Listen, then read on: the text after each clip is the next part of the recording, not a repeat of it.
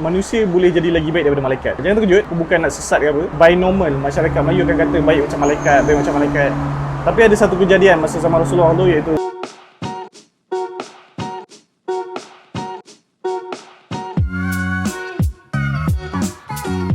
Assalamualaikum warahmatullahi wabarakatuh.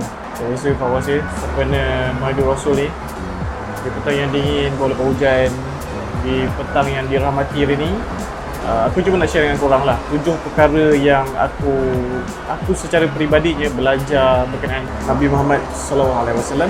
Benda ni berdasarkan sirah dan juga bacaan Quran lah, dan juga mana-mana rujukan ustaz dan juga mana-mana lah yang aku belajar, even daripada kawan-kawan. Ada yang aku belajar direct, ada yang aku belajar melalui video dan sebagainya. Pertama sekali yang aku belajar daripada sirah Rasulullah SAW ni adalah satu-satunya cara kita nak buat orang percaya pada kita adalah melalui integriti. Integriti tu maksudnya bila orang percayakan kita, macam dulu Rasulullah orang selalu percayakan dia untuk dia jaga sesuatu, contoh jaga duit, jaga barang dan apa-apa lagi lah, dan Rasulullah tak pernah menghampa kepada orang, which is barang dia akan dijaga dengan baik, duit dia orang akan dijaga dengan baik, satu sen pun tidak berkurangan. Dan sebenarnya tapi berkenaan konsep integriti tu zaman sekarang ni macam-macam lah, jangan ambil rasuah dan macam-macam lagi lah. Kalau janji kena ditepati, janji jangan dicapati. Yang keduanya, kita kena buat kebaikan walaupun kita ni belum baik. Pasal aku Ustaz Azhar Idrus, dia mengatakan kita ni tak perlu nak tunggu jadi Nabi baru kita boleh tegur orang. Kita tak perlu nak tunggu kita ni jadi baik baru kita boleh jadi orang. Sebab rasanya semua orang dah faham konsep kenapa Nabi tu diturunkan di kalangan manusia, bukan di kalangan malaikat. Nak bagi tahunya kita mampu buat, so seseorang manusia mampu buat baik, seperti Rasulullah SAW. Sebab kalau kita semua nak tunggu jadi baik baru kita boleh buat baik ataupun bercakap benda-benda baik, habis sudahnya semua lagi jahat. Sebab tak ada manusia yang baik dalam dunia ni. Yalah, ustaz-ustaz pun semua ada buat salah, dan apatah lagi kita yang orang biasa ni pun ada buat salah, tapi tidak bermaksud kita tak boleh menyampaikan benda yang baik. Okey, yang ketiga, jangan perasan lah. Perkara yang aku belajar dari Rasulullah, kita ni jangan perasan kita ni berhak sana, berhak sini. Contoh macam antara kisah Rasulullah yang agak famous lah, maybe korang pun pernah dengar. Orang Yahudi tua ni, dia buta dan dia tak nampak siapa yang suap dia. Dia kutuk Rasulullah, dia cakap Rasulullah tu penipu lah, guna black magic lah, macam-macam lah. Sedangkan yang suap dia tu Rasulullah. Kalau kita di posisi Rasulullah, kita definitely kita akan mampus lah orang tua ni, kita tak nak suap dia lagi dah kan. Lagi-lagi lah di position Rasulullah, seorang leader, seorang ketua, seorang yang sangat dihormati. Tapi dia tak pernah claim yang kau kena hormat aku ni ketua, semua orang kena ada certain respect ke aku. So Rasulullah tak pernah claim benda tu, dan dia elak je, dia terus suapkan, dia suap makan orang tua tu sampailah Rasulullah wafat dan orang lain gantikan Rasulullah suap makanan pada orang tua tu. Barulah orang tua tu perasan macam ini bukan orang yang dulu.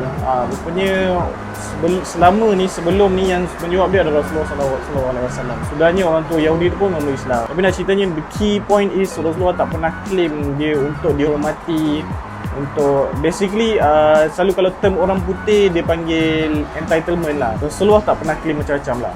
Okay? Tak ada isu entitlement pada Rasulullah lah. Dan Rasulullah mendidik kita ni jangan entitled sangat benda-benda tu kan lah. Nombor 4, antara yang aku belajar dari Rasulullah, kita jangan perasan kita betul. Sedangkan Nabi Muhammad SAW, Nabi kita tu, dia sempurna dan dia juga pernah buat silap. Dan beberapa kali ditegur oleh Allah SWT. Ada beberapa kejadian lah, di mana salah satu kejadian yang aku ingat, ada seorang buta nak jumpa dengan Rasulullah, tapi Rasulullah macam tak fokus sangat pada orang buta tu. Rasulullah macam tak layan orang buta tu sangat, dan kemudian Allah ada menegur Rasulullah. Korang boleh google lah kisah tu. Yang kelima, kalau kita tak ada benda baik nak cakap, baik kita diam je. Sebab mulut kita ni tajam lah. Kita berniat baik, tapi kita fikir balik, kalau kita nak cakap benda tu, dia akan melukakan hati orang.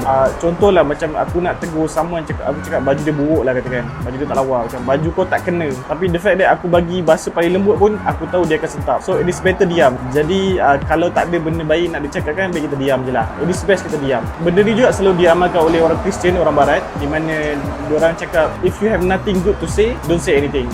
Antara perkara yang Rasulullah ajar dan Barat selalu ikut. Okey, yang keenam, manusia boleh jadi lagi baik daripada malaikat. Jangan terkejut, aku bukan nak sesat ke apa. By normal, masyarakat Melayu akan kata baik macam malaikat, baik macam malaikat. Tapi ada satu kejadian masa zaman Rasulullah tu, iaitu Rasulullah berjalan di Taif, dia nak berdakwah, dan penduduk Taif membaling dengan batu, dengan najis, sampai berdarah-darah Rasulullah. Dia nak berdakwah aja kan. Malaikat, kau ingat malaikat apa? Malaikat datang berjumpa dengan Rasulullah. Ya Rasulullah, boleh tak aku nak baling bukit ni kat penduduk Taif? Malaikat tanya kat Nabi. Dan Nabi Muhammad SAW, dia punya penyayang dia sabarnya, dia kata tak payah, sabar je, let. So nampak level. Sekarang malaikat pun dah tak puas hati lah, memang nak baling lah dengan manusia ni. Sebab punyalah dia orang ni tak sedar diri lah, macam tu lah. Malaikat macam bengang lah kan. Adakah kau baling dengan batu dengan najis? Ni Nabi kot. Tapi Nabi kata tak payah. Itu maksud aku macam manusia. Sebab again Rasulullah tu manusia. Dan again, kenapa Nabi tu diturunkan di kalangan manusia, bukan di kalangan malaikat. So jangan salah faham benda ni. Harap korang memahami benda ni dengan hati terbuka. Dan poinnya adalah sabar tu tak ada had lah. Sebenarnya Tuhan nak bagi tahu kita dan Nabi kita nak bagi tahu kita, sabar tu tak ada had. So tak payahlah nak cakap sabar tu ada had, sabar tu ada had. Memang betul ada sesetengah situasi kita kena handle benda tu kalau dah lebih-lebih, tapi kita kena handle dengan sabar, dengan berhemah. Sebab kalau kita handle dengan sabar dan berhemah, output dia lebih cantik lah. Dan last but not least, antara perkara yang aku belajar daripada sirah Rasulullah adalah kita ni buatlah macam mana pun, manusia ni kalau dia tak nak percaya dengan kau, dia takkan percaya dengan kau juga. Sama je. Bukanlah maksud give up. Contoh macam antara yang berlaku pada Rasulullah ialah nak bagi orang percaya ni, orang cabar dia, kalau kau Nabi kau cuba kau belah bulan, which is Nabi dah belah bulan. Even baru-baru ni NASA ada mengatakan memang ada kesan terbelah dekat kita punya bulan tu. Manusia ni kau bagilah duit 1 juta ke 10 juta ke, kau bagilah bukti apa pun, kalau dia tak nak percaya dengan kau, dia tak nak percaya dengan kau. Maksudnya kita kena faham manusia. Kalau orang tak percaya kita let je lah, nak buat apa pun. Sebab sudahnya yang akan memberi hidayah tu Allah je boleh bagi hidayah pada seseorang manusia. Hopefully korang semua dapat manfaat apa yang aku share ni berkenaan apa yang aku belajar daripada sirah-sirah Rasulullah. Banyak sebenarnya korang boleh belajar, tapi 7 ni adalah favourite aku lah. Okay, dan harap korang tak salah faham, harap dapat memberi manfaat kepada korang. Dan jangan lupa, everything happen for the best reason. Apa yang jadi dalam life korang adalah yang terbaik untuk korang, dan Tuhan dah rancang dan Tuhan dah bagi, dan kita boleh terus usaha dan terus usaha. Alright, peace out. Jangan tak, Assalamualaikum warahmatullahi wabarakatuh.